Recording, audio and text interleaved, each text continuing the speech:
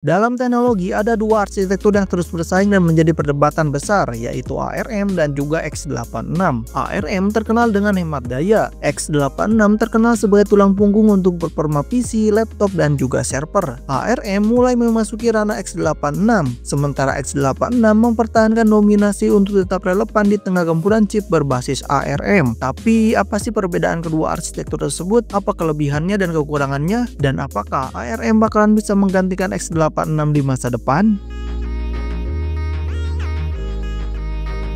Pertandingan ARM dan x86, dua arsitektur yang paling populer, dimulai. Kita mulai dengan sejarah perkembangan x86 dan juga ARM. Arsitektur x86 adalah arsitektur prosesor yang dikembangkan dan diciptakan oleh Intel pada tahun 1978 dengan menciptakan prosesor 8086. Dengan prosesor inilah Intel bisa menguasai pasar dengan seri prosesor x86.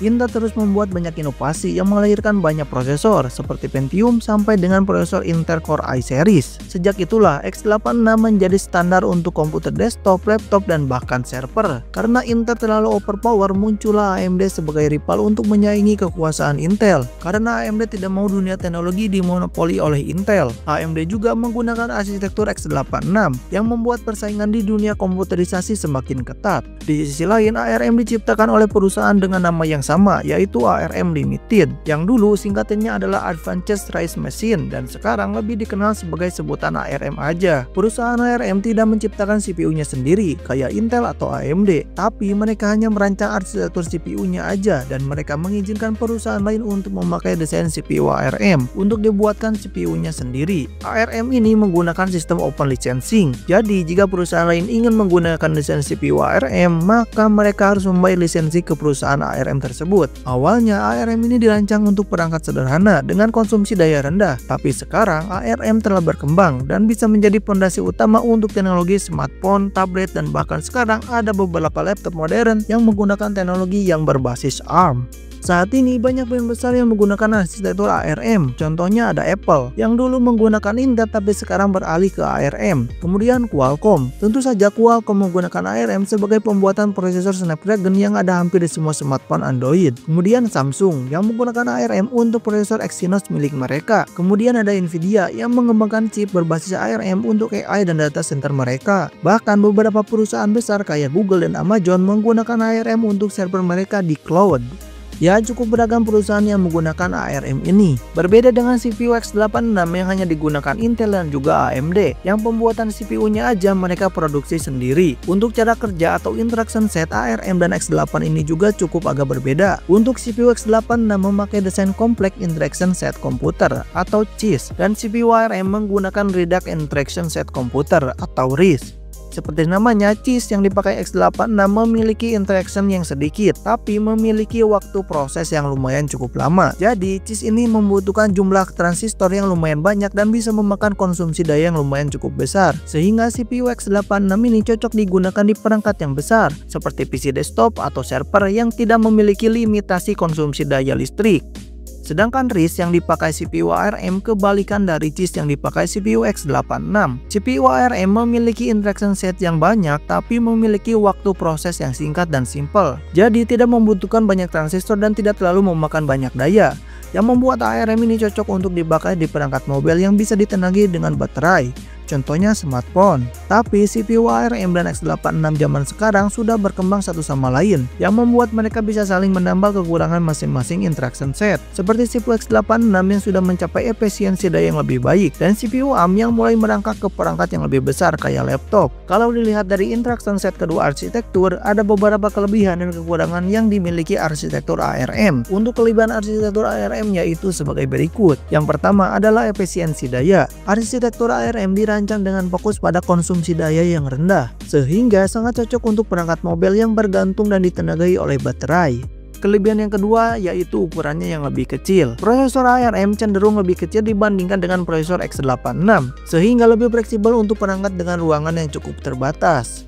Ketiga, yaitu lisensi yang fleksibel. ARM menggunakan model lisensi yang memungkinkan perusahaan lain seperti Apple atau Qualcomm untuk mengembangkan prosesor mereka sesuai dengan kebutuhan mereka. Kelebihan keempat yaitu skalabilitas. Arsitektur ARM bisa diadaptasikan untuk berbagai jenis perangkat, mulai dari smartphone hingga server. Meskipun ARM memiliki banyak kelebihan, tentu saja ARM juga memiliki beberapa kekurangan. Yang pertama, kompatibilitas software. Karena sebagian besar prosesor PC saat ini dirancang untuk arsitektur x86, sehingga ARM sering menghadapi masalah dalam hal kompatibilitas software. Yang kedua, performa multithreading. Dalam beberapa skenario, x86 masih unggul dalam tugas-tugas berat seperti rendering dan juga editing. Kekurangan selanjutnya adalah ekosistem yang terbatas. Meskipun ARM terus berkembang, ekosistemnya untuk perangkat desktop masih jauh lebih kecil bila dibandingkan dengan x86 yang memiliki ekosistem yang lumayan cukup besar. Karena ada beberapa kelebihan yang dimiliki ARM, beberapa perusahaan besar mulai melirik mereka dan akhirnya memilih ARM sebagai chip mereka. Contohnya, pada tahun 2020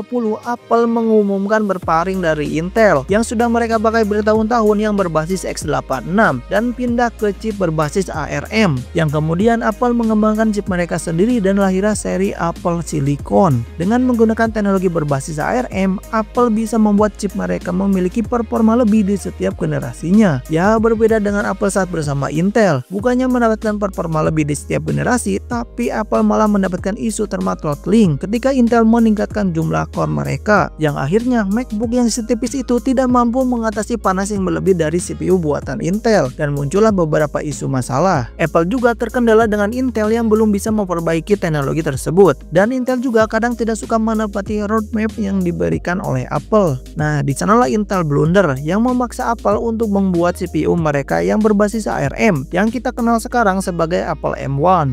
Untuk saat ini hampir semua produk Apple menggunakan ARM, termasuk MacBook Air, MacBook Pro, iMac, dan bahkan perangkat iPhone dan iPad juga menggunakan chip berbasis ARM. Dengan sistem open lisensi, ARM bisa berkembang dengan pesat, dan sekarang ARM mulai memasuki dunia laptop dengan produk seperti Microsoft Surface Pro X yang menggunakan chip berbasis ARM, dan ada beberapa produsen laptop lainnya seperti Lenovo dan HP yang mulai mengadopsi chip berbasis ARM. Sementara itu, Intel dan AMD, dua rival besar di dunia x86, menyadari ancaman dari ARM. Mereka ingin mempertahankan dominasi arsitektur x86 di tengah gempuran chip berbasis ARM, yang membuat Intel dan AMD mulai berkolaborasi untuk menjaga dominasi arsitektur x86 tetap relevan dengan inovasi, kompatibilitas, dan skalabilitas untuk masa depan. Dengan adanya indikator kayak gini dari Intel dan AMD, berarti mereka menunjukkan bahwa mereka serius untuk menghadapi persaingan dari ARM.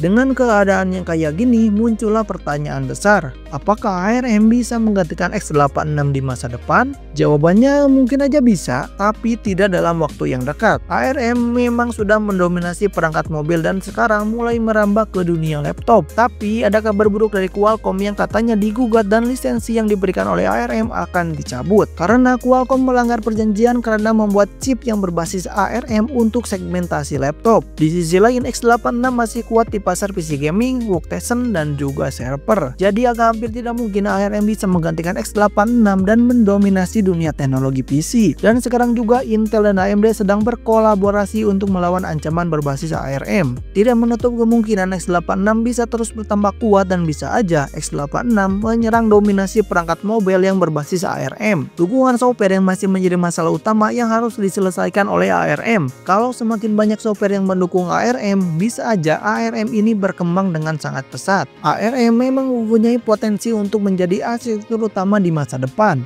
Kesimpulannya, ARM dan x86 memiliki kelebihan dan kekurangannya masing-masing. ARM mungkin unggul di efisiensi daya dan fleksibilitas, sementara x86 masih menjadi pilihan utama untuk performa tinggi dan kompatibilitas software. Dan ujungnya, semua pilihan ini tergantung kepada kebutuhan masing-masing. Bagaimana pendapat kalian? Apakah ARM bisa menggantikan x86? Tulis di kolom komentar ya. Terima kasih telah menonton sampai akhir. Jangan lupa tekan tombol like dan subscribe, dan jangan lupa share ke teman-teman kalian. Terima kasih, sampai jumpa di next video.